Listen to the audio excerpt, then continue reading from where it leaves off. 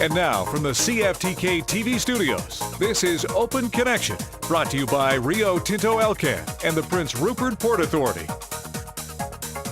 Welcome to Open Connection. I'm your host, Sarah Komadina. Joining me today is Charlie Meek, who recently wrote a book called Remembrance and Gratitude. How are you doing today, Charlie? I am doing well, Sarah. Nice to see you. Nice to see you, too. So, a little bit about this book. Can you tell me a little bit about what it's all about? Well, it's a book, and it's an unusual kind of book, and it's in regards to dedications and tributes to friends who are still with us, and also some who have passed on. I first started writing this book many years ago, and it was in regards to a wonderful lady who lived in Terrace, Mrs. Vesta Douglas, who was a wonderful friend. And Miss Douglas, as I called her, she was up in Terrace View, and we used to go and visit every single day and visit. And one day I was just sitting there, and she was having a wee nap, and I was writing, and I wrote a poem for her. And it's in the book there, and I recorded it, and I put it on a CD and played it to her, and I didn't look at her when it was playing, because I knew what to expect, and sure enough, the dear old lady, she just cried her eyes out. And I put it on, I put some music on in the background. The music was from the Scottish Fiddle Orchestra, who I'm associated with, and my wife Eleanor is as well. And we had the Scottish Fiddle Orchestra coming to Terrace in 1995. Mrs. Douglas, God bless her, she was still with us at that time, and it was just past her birthday as well. So we arranged to bring Miss Douglas to the R.E.M. Lee Theatre to see the orchestra. And she didn't know what we were doing, but we had planned between myself and the orchestra, I was going to get up and read her poem to her.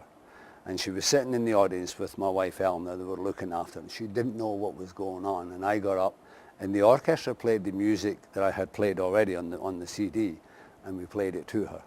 That was the start of Remembrance and Gratitude, all them years ago. So that moment is a pretty special moment that you got to share. Yes. And so, when you look back on that, what kind of feelings do you get? There's a lot of poems in there that I have written, and some of them are very emotional, especially the one from my dad, and some that I've done for the fire hall, from this fire hall, Thornhill Fire Department, some personal friends. Most recently, my dear friend Roy LeBlond passed away, and I officiated at Roy's funeral, and I wrote a poem for Roy, and that's also in the book. And there's lots of people there, sadly, who have died, who are too young, some of them, and some of our fire department here, as you'll hear later on. Writing them, how do I come to write them? I'll be sitting, and this is true, I'll be sitting there watching television or something, got my laptop on, and suddenly some words will come to my mind, and I'll start off from there. And I'll finish the poem. I'll finish it there and then. Have you always written poems, or Never. is this recent? So Never. when did you start? With Miss Douglas. With Miss Douglas. When she was in Terrace View.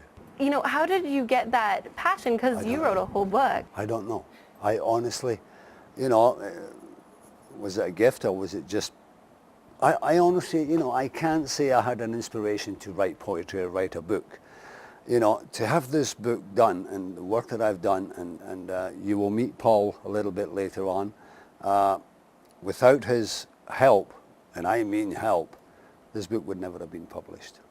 And it was just a compilation. I'll just sit there writing, and I'll think about maybe some friends who have passed, and just do a little dedication, and also to the firemen here in Thornhill, who have lost four actually, but 3 that we have in the book. And it's just something that happens. Is it a gift? Maybe it is. I honestly don't know. And I'm just blessed that I'm able to do it, What does your family think of your poetry book? They're totally astounded. My wife Eleanor, she has been a great inspiration. She really honestly has, because when I first started, and I still do it, I'll write a certain poem and I'll look at it, and very rarely I go back to erase anything, because what I'm writing is something that I am feeling at that particular time. And I will give Eleanor the poem, and I'll just sit there and I'll look at her, And 9 times out of 10, if I see some tears coming down her eyes, then I know it's a good poem, you know. And it's happened only too often, yeah. So it strikes a chord with her as well. Oh, very much so. Well, there's 2 poems in here that you'll read. One, Eleanor is my pride and joy, which of course she is. And then more recently, she went through a bout of illness. And I wrote another poem there, and thankfully it was called My Really for Life, I believe it is, where it pays tribute to the cancer victims of today, in which Eleanor is a survivor as well. So I wrote that one last year. When she came out of the hospital in Vancouver, she came home on, I can't remember, the Wednesday, Thursday, and on the Saturday, she did the survivor's walk at the Relay for Life, which was, I was totally amazed, you know, but she wanted to do it. So there's 2 special poems in there for Eleanor. Open Connection will be right back after these messages. Now from the CFTK TV studios, this is Open Connection, brought to you by Rio Tinto Elcan and the Prince Rupert Port Authority. Welcome back to Open Connection. Joining me today is a very special guest and Terrace resident, Charlie Meek. He recently wrote a book called Remembrance and Gratitude, a selection of poems and writings. Now, we're discussing some of your poems, and later on we will be hearing your poetry as well. So I was wondering if you could tell me a little bit about Coal Miner's Son and what that means to you. Coal Miner's Son is one, again, I was sitting, my father was a coal miner in Scotland for many years, and my brothers, they were all coal miners in the pits and the mines, but Dad, as it says in the poem, wouldn't let me go down and work in those mines. And he had his reasons, and so did my mother. And sadly, 2 of my brothers, who were coal miners, have now gone. My dad has now gone, and there's only my brother John and I. And John, he retired a few years ago from the only coal mine left in the whole of Scotland. And so there's only John and I left. But even though I never worked down the mines, Dad did take me down, you know, during school vacations just to have a look at the pits and the coal. And, you know, when I think about it to this day, I'm grateful that he never allowed me to go working, you know, because for those miners, my heart goes out to each and every one of them. You know, it's a terrible, it's a job that has to be done. But I'm glad I didn't do it. You know, so with your life, since you weren't allowed to work in the coal mine, what did you do instead? Well, when I was, because I left school at 14, and I was working in a paper mill in a place called Kilbeggie in Fifeshire in Scotland. And I worked there for a while, and then the coal mines in our community and our village all closed down. So like a lot of people, Dad up and got the family, and we moved to England, to a place called Corby in Northamptonshire. And there was a steelworks there, and I went to work, and I was only 16 at the time, and I went to work in the steelworks, and I didn't like it. And I didn't like, with the utmost respect, living in England. So I headed back home to Scotland, but I was only there for a few days when Dad came up and took me back to England. But yeah, I was glad that I didn't work in the pits. I was, you know, I really have to be honest. You know, my dad, I know he worked hard, and I saw, and sadly he died with cancer. Whether it was black lung disease, as they call it at the time, I honestly don't know. But I'm sure it did have an effect through the years. My brother David, he was out of the pits at the time, but he died suddenly. And my brother Hughie, he died just a couple of years ago. But did the pits have an effect? I don't know. I honestly don't know. But with my dad, I'm sure it did. But that's why I wrote the poem, I am a proud coal miner's son. I am the son of a coal miner, and proud that I am. My dad worked in the coal mines to bring the coal up high. Along with my brothers, they worked at digging coal. John, Hugh and David, they gave their all. Dad wouldn't let me work in those mines deep down underground. He said, that's not the place for you. I'll keep you above ground. Many friends gave their lives to bring up that black gold. Many left those mines and gracefully grew old. The years in those mines did take their toll. Dad, David and Hugh never did grow old. John and me are left behind to remember those dark years. With those who have gone, we did shed some tears. Life goes on and we have to live. The mines and the coal we give back to Mother Earth. Yes, a miner's son, and proud I am to be. I'm glad I wasn't in those mines. My dad, he kept me free. Now we are older, the mines are all gone. We live our lives and try to have fun. Now we are two, just John and me, and proud to be coal miners' sons. John and me are very proud, you see. Dedicated to the memory of my father, David Meek. Open Connection will be right back after these messages.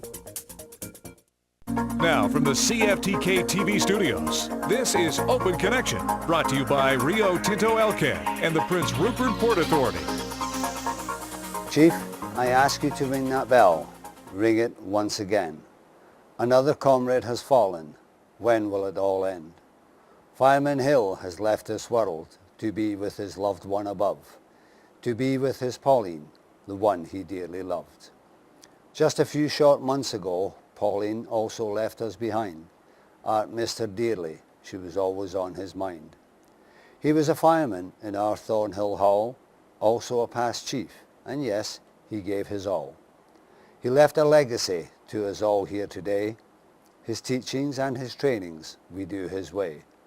Even though he has gone, his memory remains. Chief, ring that bell. Ring it once again. Welcome back to Open Connection. We just had on our show Charlie Meek, who had recently published a book called Remembrance and Gratitude. And that was published by a local-based company here in Terrace called CCB Publishing. Joining me right now is their publisher, Paul Rabinovitch. Now, Paul, can you tell me a little bit about CCB? Sure. We started in 2005, and we publish books in print and ebook, and they're distributed all around the world through retailers such as Amazon and Barnes & Noble and Chapters Indigo in Canada, United States, in the UK, Europe, and Australia, New Zealand. And we work with authors. Charlie's our first author here in Terrace, but we have worked with authors locally here in British Columbia, across Canada, in the United States, and elsewhere around the world, as far away as Australia. So you're international. Yes. You're an international-based company. So, how did you get started here in Terrace? Well, my wife and I moved here. My wife Donna and I moved here in 2008. We were originally from Vancouver Island, and so we basically, as long as there's an internet connection, there's no problem nowadays. So we moved up here because Terrace is just a great place to be. And the community is great, and so that's how we ended up in Terrace.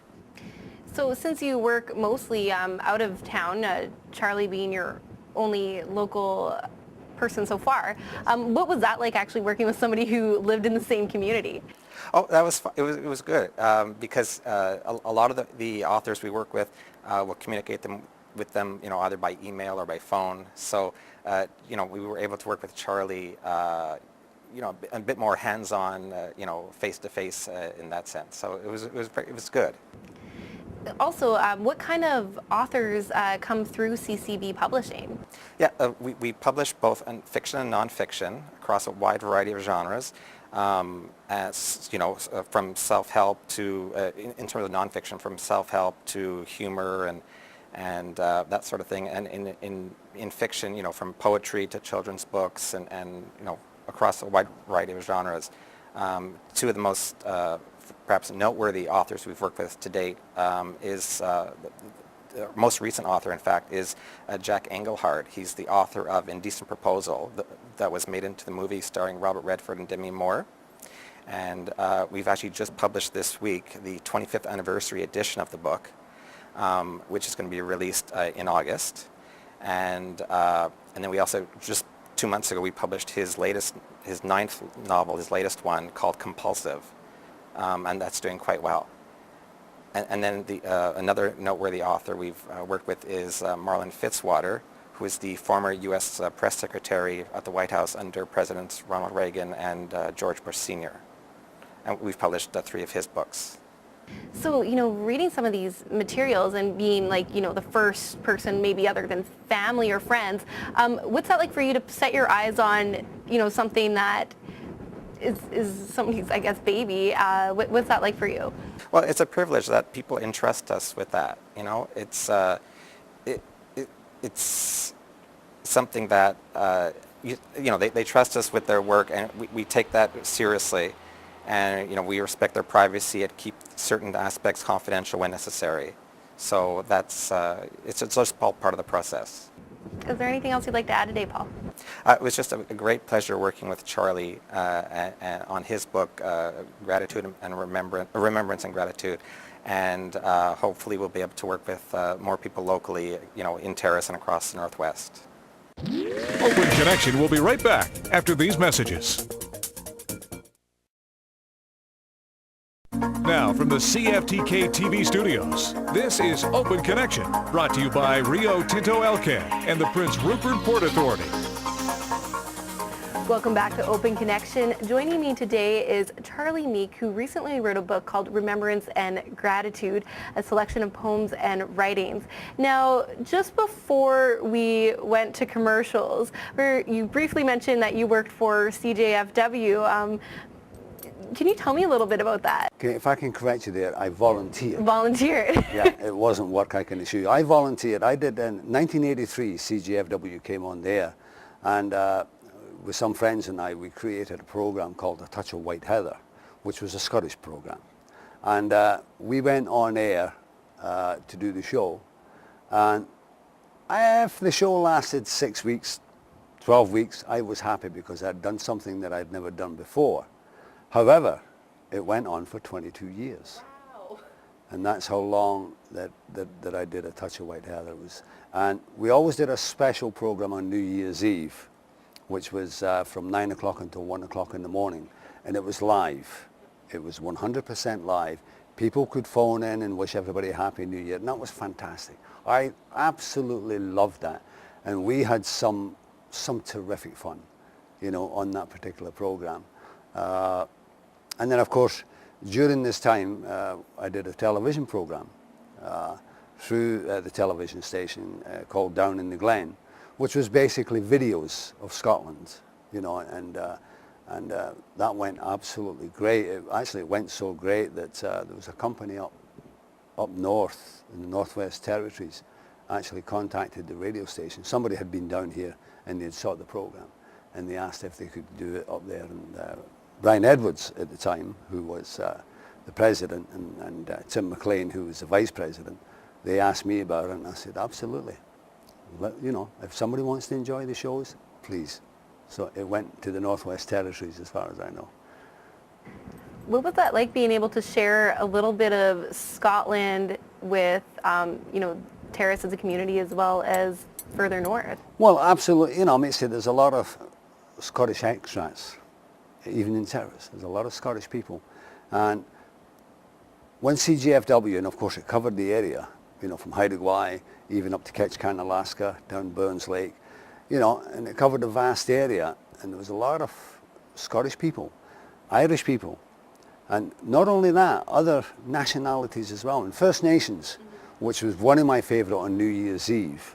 I got a lot of phone calls from the Nass Valley and from Burns Lake and places like that with First Nations. And I had a great rapport with all the callers. And so it was a fantastic time in my life, and a time I thoroughly enjoyed, as I do still enjoy today. And, looking at some of your book as well, and parts of your life, do you have lots of good memories here in Terrace? I'm glad to say that the good memories outdo the bad memories. Very few bad memories. I've met so many wonderful people. Paul, for instance, through the book. And if I can mention, please, Norma and Bill Young from Tillicum Theatres, who, without hesitation, because sponsored the book, never thought about it, because every year I have a coffee and all that with Bill and Norma when I do the Remembrance Day. So thanks to both of them that the book is where it is today, also to my wife Helena, and also to the Thornhill Fire Department, which I have a good rapport with.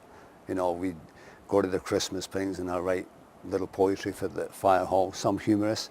Some sadly, not so, in his dedications to the firemen who have gone, you know, but there's so many people to thank. And I still sit down and, you know, sometimes I'll pick up the book and I'll think, did I really do that? I did. So does it sometimes feel like a surprise that these words came from within you? It is, and Sarah, in all honesty, I cannot tell you, because I cannot describe how they happen to come. And Eleanor will say, you know, I'll be sitting there watching a TV program and I'll be sitting playing poker or something on my laptop, you know, which is a free poker, by the way. And all of a sudden some words will come to mind. I'll think he's somebody. Like on one of the last ones I did was for Roy LeBlond, for Roy. And I sat about him, and Roy and I used to work together over the years. And some words just came, and as I started writing, they just came. And, you know, and it was Roy, and that was my dedication to him. Ron Matthews, who was a very young man who had the world in his hands. He was the bank manager at our local CIBC. He was a good friend, took him out fishing in the boat, never caught a halibut in his life. He did that day. He did. And that was a proud memory, you know. Otto Lindstrom, my good friend, who sadly his anniversary is coming up, Les Sinnott, who passed away on August the 4th last year, you know. And a tribute to the Royal Canadian Legion, Branch 13, who I'm happy and very proud that I've been past president with the branch. So there's a lot of different types. It's not based on one particular item. It's stretched out all over the place on the things that I've been, and most of the things I'm associated with. You know, it's something that I know, or who I've known, or who I do know, that the writings are there for. This poem I dedicate to all the veterans who have gone, and also to our fallen heroes. It is entitled A Mother's Son.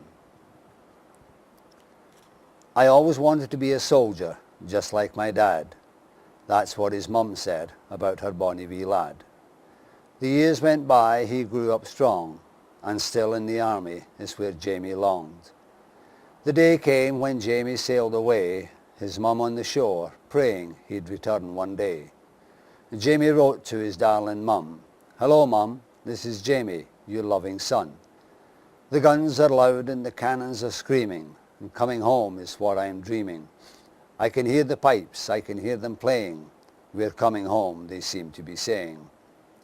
The pipes they played for a soldier's son, who fought the battle and fought and won.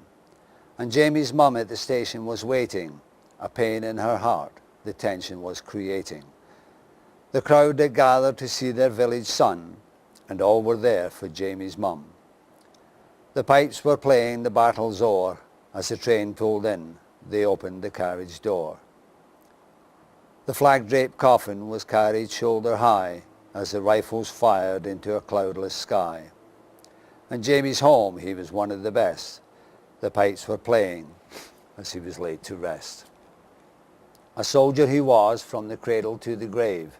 For his country's freedom, his life he gave. And Jamie's home, he was one of the best. The pipes were playing as Jamie was laid to rest.